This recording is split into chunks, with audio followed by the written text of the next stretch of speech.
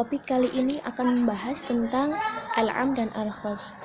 Di sini yang pertama akan dibahas adalah pengertian al-am dan al-khos. Selanjutnya bentuk-bentuk lafaz al-am atau sigat dari lafaz al-am.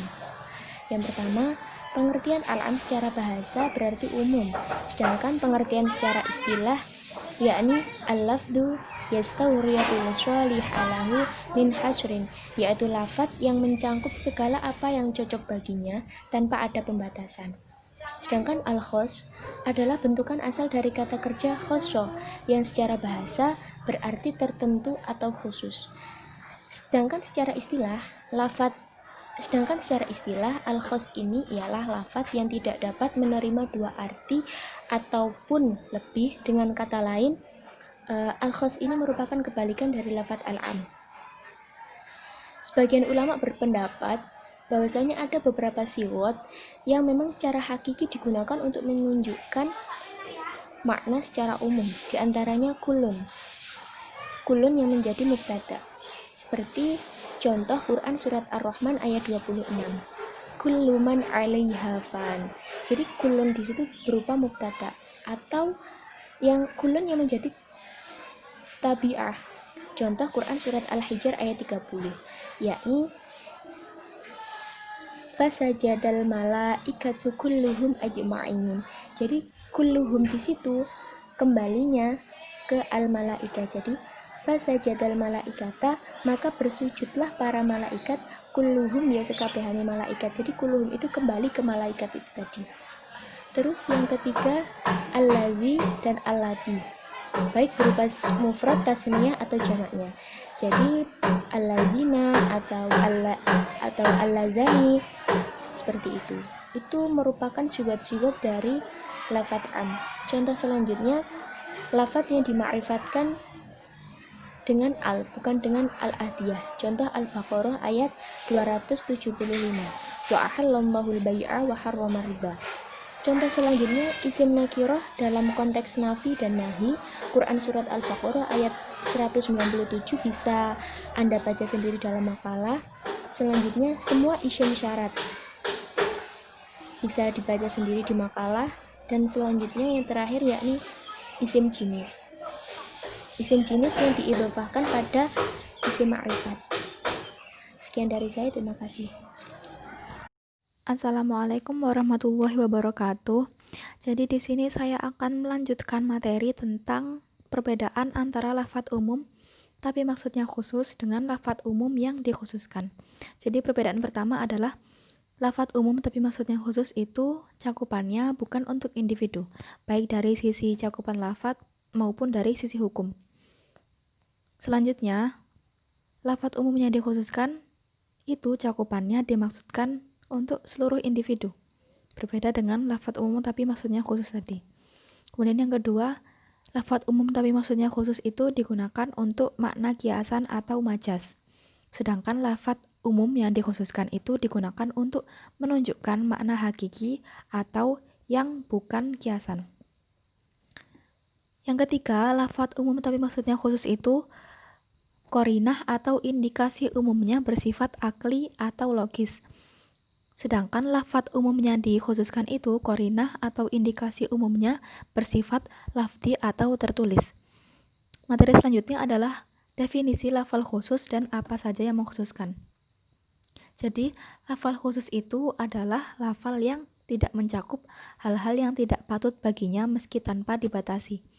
Taksis adalah mengeluarkan sebagian yang tercakup dalam lafal umum. Mukhasis atau sesuatu yang mengkhususkan ada yang bersambung, yaitu tidak ada pemisah antara yang umum dan yang mengkhususkan masih dalam rangkaian satu kalimat, dan ada pula yang terpisah. Yang pertama, mukhasis yang tersambung itu ada 5, yakni lafal istisna atau pengecualian, asifah atau sifat, asyarat atau syarat, al-ghayah atau batas tujuan, dan badal atau pengganti sebagian dari keseluruhan. Yang kedua, mukhasis yang terpisah. Mukhasis yang terpisah adalah mukhasis yang berada di tempat lain, baik di ayat lain atau berupa hadis, ijma atau qiyas. Dan yang terakhir adalah mengkhususkan as-sunnah dengan Al-Quran, yaitu Hadis yang bersifat umum dikhususkan kepada ayat Al-Quran yang bersifat khusus. Sekian dari saya. Terima kasih. Wassalamualaikum warahmatullahi wabarakatuh. Baik, saya akan melanjutkan materi sebelumnya. Sekarang pembahasannya yaitu tentang keabsahan berhujah dengan lafal umum yang setelah dikhususkan pada sisa-sisa keumuman yang masih ada. Jadi mengenai berhujah dengan lafaz umum ini, para ulama berbeda pendapat. Akan tetapi pendapat yang paling masyhur yaitu sah berhujah dengan lafaz umum. Nah, di sini para ulama mendasarkan pendapatnya itu ada pada dalil ijma, dalil ijma dan dalil logika. Yang pertama pada dalil ijma itu contohnya ketika Fatimah meminta hak kepada Abu Bakar tentang warisan Rasulullah. Nah, di sini Fatimah ini menggunakan dalil Quran surat An-Nisa ayat 11. Bismillahirrahmanirrahim. Yusikumullahu fi auladikum lidzakari mithlu hadzal unthayain. Nah, di sini lafaz tersebut merupakan lafaz umum, akan tetapi kemudian ketika Fatimah berhujah menggunakan dalil itu, para sahabat pada saat itu tidak ada yang menentangnya. Kemudian yaitu yang kedua menggunakan dalil logika. Di antara dalil-dalil logika adalah bahwa lafaz umum sebelum dikhususkan adalah hujjah bagi masing-masing dari semua jenis-jenisnya.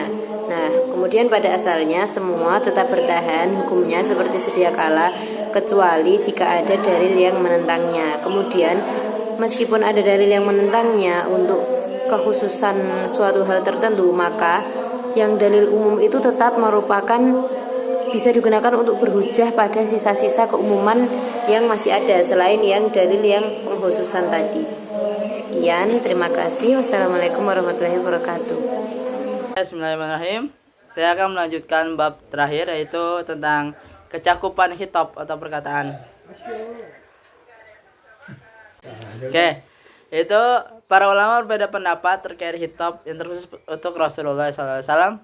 Seperti firman Allah SWT, ya ayuhan nabi ittaqillaha wa la tuti'il kafirin wal munafikin. Ya. Jadi di ayat itu dan ayat Al-Maidah ayat 41, ya ayuhar rasul la yahzunka alladziina yusari'una fil kufr. Nah, ulama ini berbeda pendapat. Jadi, apakah khitab Rasul ini khusus pada Rasul atau untuk pada umat manusia? Jadi ada dua pendapat. Yang pertama itu khusus untuk Rasul. Jadi untuk Nabi, bukan untuk yang lain. Yang kedua, kelompok kedua itu berpendapat bahwa itu untuk umat juga, karena Nabi kan teladan umat, ya. Nabi dan teladan umat. Jadi ayat itu khusus juga untuk umat Islam. Lanjut. Jadi ya Yohanes itu tadi itu mencangkup khitab dari Rasulullah ke yang lain, kan? Dari Rasulullah kan kepada manusia. Nah, seperti firman Allah, ya Yohanes, inna khalaqnakum min dzakarin wa unsa.